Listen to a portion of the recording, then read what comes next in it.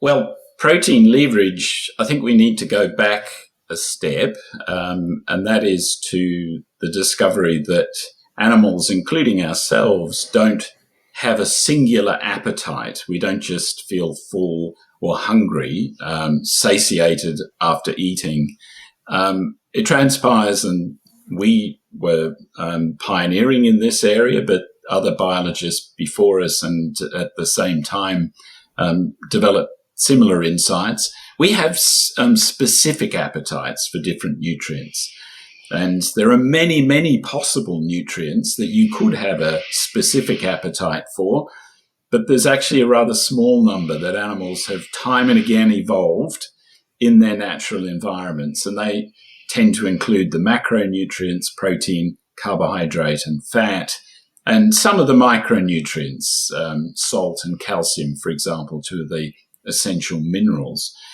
And those appetites, we showed very early on, have evolved to work together to help animals in natural food environments to balance their diet and solve the massively complex challenge of attaining nutrient balance in dozens of different nutrient dimensions. So then that begs the question, what happens if those appetites they're not working together, but they have to compete with one another in a nutritionally imbalanced environment?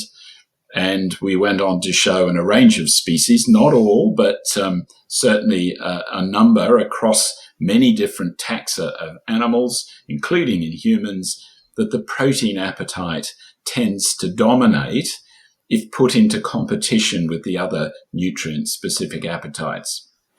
And indeed, even the control of calorie intake. And what that means is that if you take an animal that shows this dominant protein response in a world where you dilute protein by adding extra calories in the form of other macronutrients, whether that be fat or carbohydrate, doesn't really matter, then the animal will overconsume total energy to attain its target intake of protein. It will care more about getting to that intake of protein than it will about overconsuming everything else.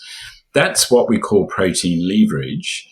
And the protein leverage hypothesis is when that mechanism interacts in a food environment, which is diluted in protein, and drives excess energy intake, which then predisposes to an increased risk of obesity. And so the protein leverage hypothesis was that mechanism, protein leverage, is what has driven over the last 50 or 60 years the emerging global epidemic of obesity and associated comorbidities. Which, in a sense, just illustrates how different the protein leverage phenomenon is, that what it proposes, or we know in humans from a number of sources now, is that the reason that humans overeat fat and carbs and energy is not because we have a strong appetite for calories, but because we have a strong appetite for the third, principally non-caloric macronutrient, which is protein.